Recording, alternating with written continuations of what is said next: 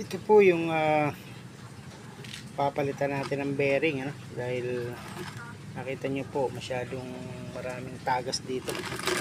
Obserbahan nyo po yung gulong nyo dito sa side na to. Pag maraming tagas na kalawang, ito po yung side na to. Ito. Yan. Marami ng tagas sa kalawang. Yan. May tagas po, baka may sira na po yung bearing nyo. O kailangan lagyan ng grasa, so kailangan nyo po check upin yan. Gaya po nito, marami na pong tagas yan, kumakayat na yung langis nya. Pag pinapasok ng tubig baha, yan po nag-uumpisa yung sira. So yan po yung gagawin natin, papalitan natin yung bearing dito. Yan po yung ating modelo. Ang ating modelo ay Baja CT100 Baja. Okay, samahan nyo po ako sa ating pag-repair ng ating motor. Okay, see you. Product review sa Samurai. Leo Samurai po ang tatak. Leo Samurai na gulong, ano? Ito po yung sukat na ay 80/80/17. Yan po, mapansin nyo po, may bitak. Nagbibitak-bitak. Bitak niya. Halos lahat ng pwesto may bitak.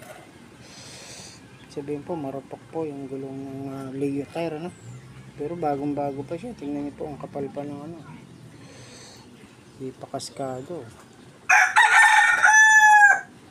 Ito po wala pang 1 taon. Ganito na siya. Nagbibitak-bitak.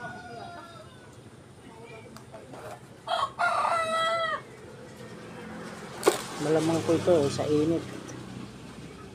Sobrang init ng daan.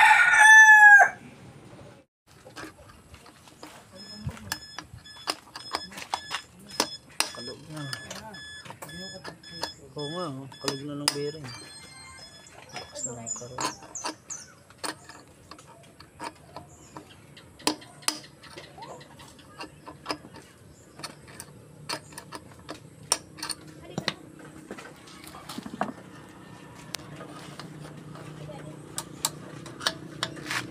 Sama ba to?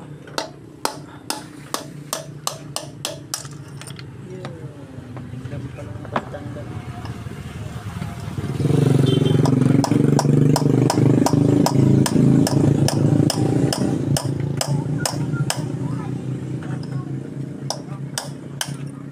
Dalawa, tanggal lang ito.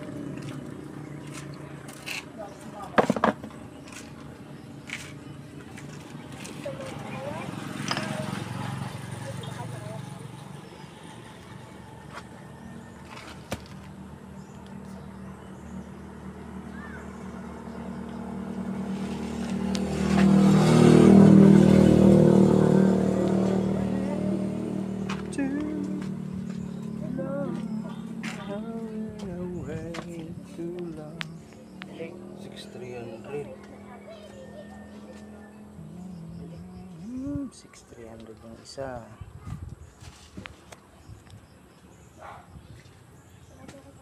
Itong mataba ang mas malaki. 6,200, 6,300. 6,200. Diba, kung dito sa ako ha? 6,200 tsaka 6,300. 6,300 yan. 6,200 mga durog na.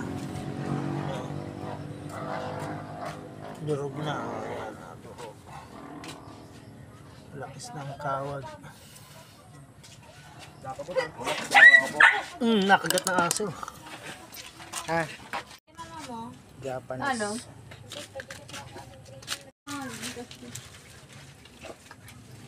Sino natin ang isa? Pagkuban no? Meron. Huwag tayo kultila. Hindi naman yan biglaan, di ba? Buti kang tumama sa loto.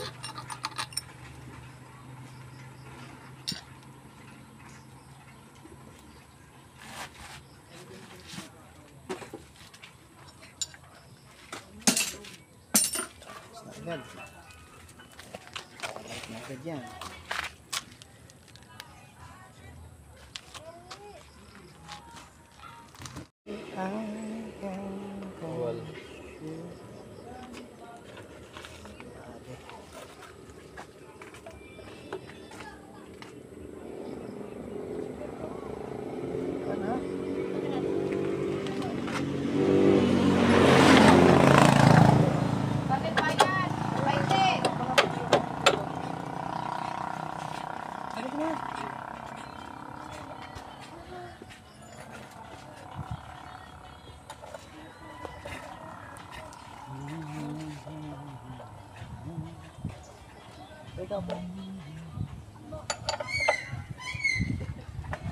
Abo daw po. Abo. Ayaw.